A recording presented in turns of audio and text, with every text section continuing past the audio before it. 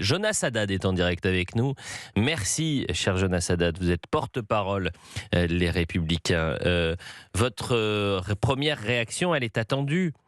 Parce que les Républicains, si je ne m'abuse, sont restés très silencieux depuis hier 19h45 et cette annonce donc via l'agence France Presse, média de confiance, labellisé bien évidemment, donc de cette menace de dissolution en cas de motion de censure et donc si le gouvernement tombe la semaine prochaine, boum, on retourne aux urnes. Que pense le porte-parole que vous êtes, le porte-parole Les Républicains de cette situation ? Moi, ce qui m'étonne tout d'abord, c'est que le bras de fer, le gouvernement va l'engager avec les parlementaires français plutôt qu'avec la Commission européenne.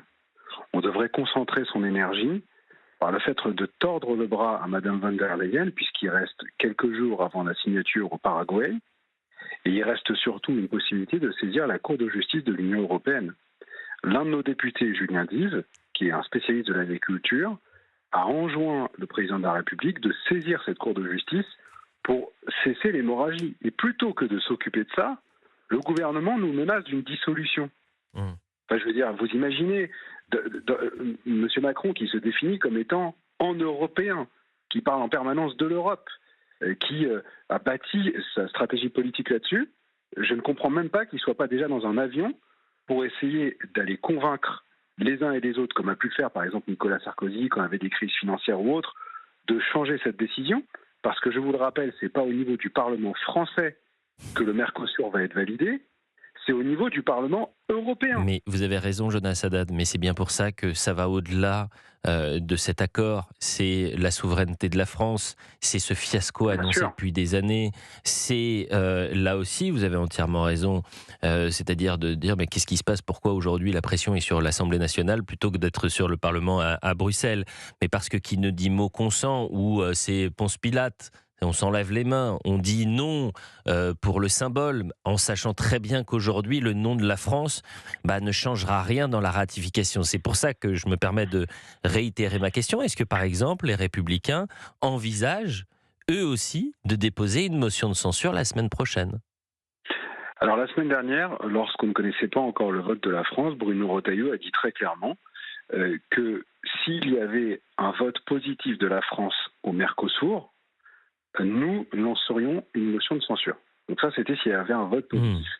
Là, le président a dégainé quelque chose un peu du en même temps, c'est-à-dire un vote négatif. Il va voter contre le Mercosur, mais en sachant très bien qu'il n'y aurait pas de majorité. Donc ce qu'on va faire, c'est qu'il va y avoir une réunion des députés à l'occasion de la réunion de groupe. Je pense que ça va être aux alentours de mardi, et on va arrêter une position.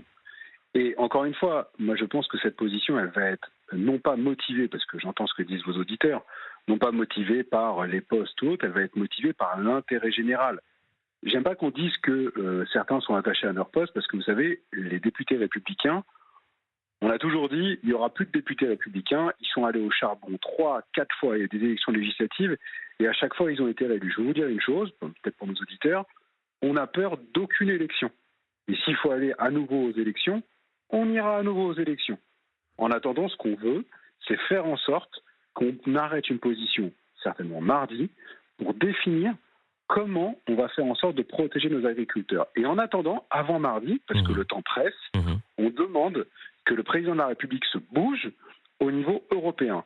Et nous, on donnera notre position mardi. Eh bien, écoutez, le message est clair et vous nous ferez peut-être mentir, puisque ce matin et depuis hier soir, c'est vrai que ce silence des Républicains pouvait finalement nous laisser imaginer bien que les LR n'allaient pas voter la motion de censure. La position sera donc officielle, vous me dites, mardi. On est samedi matin, c'est l'information du week-end.